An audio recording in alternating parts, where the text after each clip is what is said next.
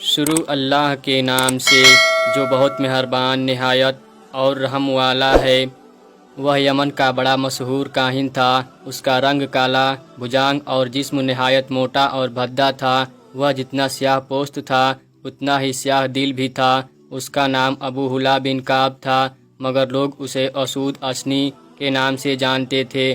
یہ شخص بلا کا مکار اور ہلا ساز تھا۔ اس دور میں اس سے بڑھ کر کوئی شعبدہ باز نہ تھا۔ یہ رسول اللہ صلی اللہ علیہ وآلہ وسلم کی زندگی کا آخری دور تھا۔ عرب اس زمانے میں عموماً ان پڑھ اور جاہل تھے۔ یمن میں اسلام کی روشنی آہستہ آہستہ پھیل رہی تھی، مگر پھر بھی جہالت عروج پر تھی۔ یمن میں اس وقت دو بڑے کاہن تھے۔ لوگ ان کا لوہا مانتے تھے۔ ان کے بارے میں عجیب و غریب قصے مشہور تھے۔ لوگ یہ قصے اپنی مجلس میں مزے لے لے کر بیان کرتے تھے۔ ایک کاہن نصف انسان کی صورت میں تھا، اسے صفا کہا جاتا تھا، اور دوسرا کاہن حرکت تک نہ کر سکتا تھا، اسے ستایا بولا جاتا تھا۔ لوگوں کی اس جہالت کا ابو ہلا نے خوب فائدہ اٹھایا۔ شعبدہ باز تو وہ پہلے ہی تھا، چنانچہ اس نے ان کاہنوں کی مدد سے یمن پر قبضہ کرنے کا پروگرام بنایا۔ بدقسمتی سے اس کے ارد گرد مریدوں کا ایک بڑا ٹولہ جمع ہو گیا۔ وہ لوگوں کے پاس جا جا کر اس کی کرامتوں کے قصے بیان کرنے اور اسے اللہ کا برگزیدہ بندہ کہنے لگے۔ شروع میں اس کے ساتھ صرف 700 آدمی تھے۔ یمن پر اس دور میں کسریٰ کی مقرر کردہ امیر بازان کی حکومت تھی۔ پہلے ہم مختصر یہ بتانا چاہتے ہیں کہ یمن میں کسریٰ کی حکومت کیسے آئی، تاکہ قارئین کرام کو اس علاقے کی تاریخ کا صحیح علم ہو جائے۔ ایک زمانے میں یمن قبیلہ امیر کے ماتحت تھا۔ ان کے بادشاہ طبی کہلاتے تھے۔ پھر شاہ حبشہ نے اپنے دو زرنیلوں اسرم اور اریات کو فوج دے کر بھیجا۔ انہوں نے امیر سے یمن چھین لیا۔ یوں یہ ملک حبشیوں کے قبضے میں آ گیا۔ پھر اسرم اور اریات میں جھگڑا ہوا تو اریات مارا گیا، اسرم فتح یاب ہوا۔ اسی اسرم کا نام ابرہہ تھا۔ یہ مذہباً عیسائی تھا۔ اس نے یمن میں ایک بہت بڑا کائسہ بنایا اور چاہا کہ عرب کعبہ کو چھوڑ کر اس کائسہ کا حج کریں۔ ایک قریشی نے اس کائسہ میں پاخانہ کر دیا۔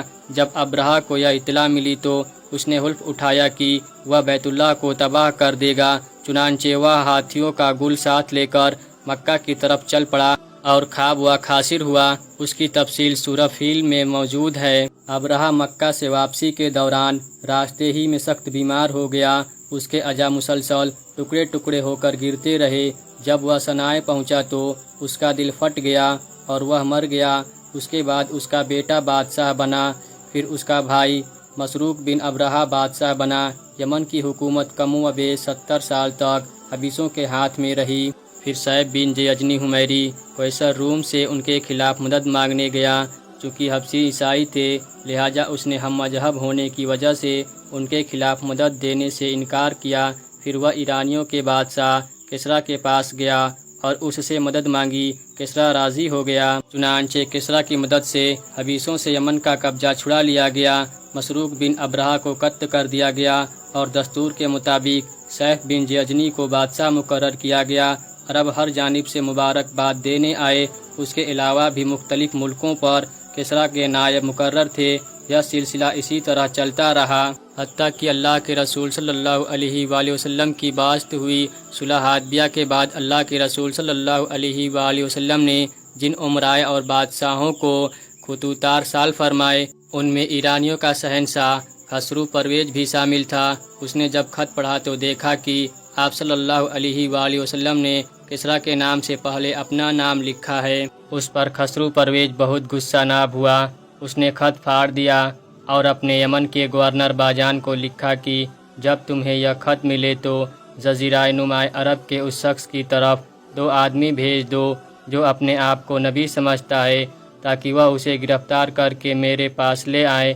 باجان نے 2 سمجھدار ہٹے کٹے آدمی مدینہ بھیجے۔ اس نے ہدایت کی کہ ان کے پاس جاؤ جو نبوت کا دعویٰ کرتے ہیں، دیکھو وہ کیسے ہیں۔ اگر وہ جھوٹے ہیں تو گرفتار کر کے خسرو کے پاس لے جاؤ، اور وہ سچے معلوم ہو تو مجھے ان کے معاملے کی اطلاع دو تاکہ میں اس پر غور و فکر کروں۔ وہ دونوں مدینہ پہنچے تو آپ صلی اللہ علیہ وآلہ وسلم کو نہایت اچھے حالات میں پایا۔ وہ مدینہ میں 1 ماہ تک رہے۔ انہوں نے رسالت آپ صلی اللہ علیہ وآلہ وسلم کو باجان کا پیغام پہنچایا تو آپ نے آجور وحی انہوں نے بتایا کہ آج منگل کی رات 10 جمادی الاولی 7 ہجری کو میرے رب نے تمہارے آقا کو قتل کر دیا ہے۔ وہ دونوں بولے کچھ ہوش ہے یا آپ صلی اللہ علیہ وآلہ وسلم کیا بات کر رہے ہیں؟ آپ صلی اللہ علیہ وآلہ وسلم نے فرمایا کہ تم اس کی تصدیق کر لو۔ ادھر باجان کو جب یہ اطلاع ملی تو اس نے کہا اگر یہ خبر سچ ہے تو پھر یہ سچے نبی ہیں۔ پھر چند دنوں کے بعد کسریٰ کے بیٹے کا خط آ گیا جس میں اس نے لکھا کہ میں نے اپنے باپ کو قتل کر کے اقتدار پر قبضہ کر لیا ہے۔ اللہ کے رسول صلی اللہ علیہ وآلہ وسلم نے وعدہ فرمایا تھا کہ اگر باجان اسلام قبول کر لے تو حکومت اسی کے پاس رہے گی، چنانچہ اس نے اپنے ساتھیوں سمیت اسلام قبول کر لیا۔ اللہ کے رسول صلی اللہ علیہ وآلہ وسلم نے اپنا وعدہ پورا کیا اور اقتدار باجان ہی کے پاس رہنے دیا۔ باجان کی وجہ سے یمن میں اسلام کی روشنی پھیلتی گئی اور آپ صلی اللہ علیہ وآلہ وسلم نے حضرت معاذ بن جبیل، حضرت ابو موسیٰ اشارہ اور دیگر صحابہ رضی اللہ تعالی عنہ کو تبلیغ کے لیے بھیجا۔ باجان وفات پا گیا تو اللہ کے رسول صلی اللہ علیہ وآلہ وسلم نے اس کے بیٹے سحر کو ثناء اور بعد دوسرے سبو پر نائب مقرر کیا۔ صحابہ کریم رضی اللہ تعالی عنہ یمن کے لوگوں کو تعلیم دیتے رہے۔ وہ دین حنیف کی تبلیغی تعلیم کے لیے ایک شہر سے دوسرے شہر منتقل ہوتے رہتے تھے۔ یہ سب کچھ اللہ کے رسول صلی اللہ علیہ وآلہ وسلم کی زندگی کے آخری زمانے 10 ہجری میں ہوا۔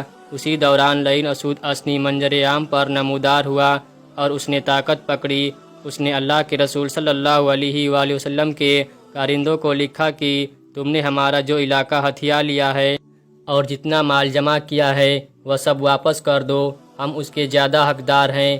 پھر وہ نجران کی طرف بڑھا، وہاں قبضہ کیا، پھر ثناء کا قصد کیا، وہاں اس کا مقابلہ سحر بن باجان سے ہوا۔ بدقسمتی سے اس لڑائی کا نتیجہ اسود اثنی کے حق میں نکلا، سحر کو شکست ہوئی، وہ شہید ہو گیا اور اسود اثنی نے یمن پر مکمل قبضہ کر لیا۔ یمن کے بہت سے لوگ مرتد ہو کر اسود کے جھنڈے تلے جمع ہو گئے۔ اس نے سحر کی بیوہ آجاد سے زبردستی نکاح کر لیا۔ یہ نہایت حسین، جمیل، سچی مسلمان، نہایت نیک سیرت اور صالحہ خاتون تھی۔ حضرت معاذ بن جبیل رضی اللہ تعالی عنہ ثناء سے ابو موسیٰ اشعری رضی اللہ تعالی عنہ کے ساتھ حضرموت چلے گئے۔ سحر کی بیوہ آجاد نے بھی بڑی حکمت عملی سے کام لیا۔ اس نے فرعون کی بیوی عائشہ کی طرح اپنا ایمان چھپائے رکھا۔ اسود بھی اس پر اعتماد کرنے لگا۔ اسود کے حاشیہ نشینوں میں ایک ایرانی نسل شخص فیروز تھا۔ وہ سحر کی بیوہ آجاد کا دودھ شریک اور چچا جاد بھی تھا۔ جب بھی وہ اپنی بہن سے ملنے جاتا تو وہ ابوہلا کے ظلم و ستم کی شکایت کرتی، اس کے غلط انجام سے آگاہ کرتی۔ ادھر مسلمانوں کی فوج کے سپہ سالار عمرو بن یونس کلبی بھی اپنی ذمہ داریوں سے غافل نہ تھے۔ ان کا آجاد اور فیروز سے مسلسل رابطہ تھا۔ یہ اس وقت کی بات ہے جب اللہ کے رسول صلی اللہ علیہ وآلہ وسلم سخت بیمار تھے اور آپ کا آخری وقت آ چکا تھا۔ مسلمان ان کی تیمارداری میں مصروف تھے۔ ادھر فیروز اور عمیرہ آجاد میں ابوہلا اسود اثنی کو ٹھکانے لگانے کا پروگرام طے پا گیا۔ ابوہلا کے ارد گرد اس قدر کڑا پہرا رہتا تھا کہ اسے قتل کرنا ناممکنات میں سے تھا۔ آزاد نے فیروز کو محل میں ایک ایسی تنگ و تاریک جگہ بتائی جہاں کوئی محافظ نہیں ہوتا تھا اور وہ مناسب وقت تک وہاں چھپ سکتا تھا۔ آزاد نے فیروز کو پیغام بھیجا کہ تم فلاں دن فلاں وقت اسی جگہ پہنچ جاؤ، میں اس رات ابوہلا کو خوب شراب پلاؤں گی، نتیجہ اس کی عقل ماری جائے گی، اسے ارد گرد کا کوئی ہوش نہیں رہے گا، اسی لمحے تم اسے قتل کر دینا۔ فیروز مقرر وقت پر محل پہنچ گیا اور اپنی تلوار لیے مقرر تنگ جگہ میں چھپ کر رات ہونے کا انتظار کرنے لگا۔ رات کو ابوہلا سونے کے لیے آیا۔ اس کے محافظ محل کے کونوں پر تعینات تھے اور حسب دستور پہرا دے رہے تھے۔ اس نے سونے سے پہلے حسب معمول خوب شراب نوشی کی اور دمت ہو کر بستر پر گر گیا۔ جلد ہی اس کی خراٹوں کی خوفناک آواز آنے لگی۔ ادھر فیروز اسی وقت کا منتظر تھا۔ آزاد نے چراغ جلا رکھا تھا۔ اس نے اپنی تلوار سنبھالی اور پوری قوت سے ابوہلا پر وار کیا۔ وہ بیل کی طرح اتنی شدت سے ٹکرایا کہ اس قسم کی دل خراش آواز کبھی نہ سنی گئی تھی۔ ابوالہلا کی گرجدار چیخیں دور تک گونجتی چلی گئی۔ محافظ چوکنے ہو گئے، وہ ابوالہلا کے کمرے کی طرف دوڑے۔ ادھر فیروز نے دوبارہ بھرپور وار کیا جو کاری ثابت ہوا۔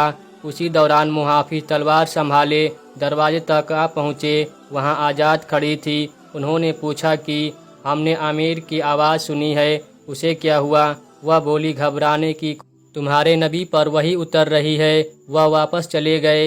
ادھر صبح ہوئی تو فیروز نے قلعے کی دیوار پر کھڑے ہو کر آواز دی۔ مسلمان اور کافر قلعے کے ارد گرد سب جمع ہو گئے تو اس نے بلند آواز سے کہا، اشہد ان محمد رسول اللہ، میں گواہی دیتا ہوں کہ محمد صلی اللہ علیہ وآلہ وسلم اللہ کے رسول ہیں اور ابوالہلا کذاب ہے۔ پھر اس نے ابوالہلا کا سر ان کی طرف پھینک دیا۔ وہ مسلمان جنہوں نے اپنا ایمان چھپایا ہوا تھا باہر آ گئے۔ اس طرح ابوالہلا کے ساتھیوں نے شکست کھائی۔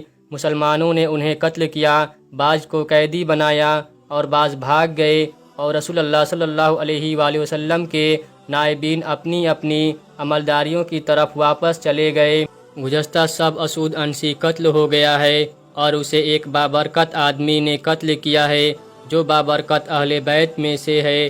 پوچھا گیا وہ شخص کون ہے؟ فرمایا فیروز اسود عنسی کے قتل کے بعد وقتی طور پر اس کے امراء کی قوت اور حوصلے کی کمان ٹوٹ گئی۔ بدقسمتی سے دو بڑے امراء قیس بن مکسو اور عمرو بن معد یکرب بھی اسود کے ساتھیوں میں تھے۔ یہ بڑے بہادر اور جوان مرد تھے۔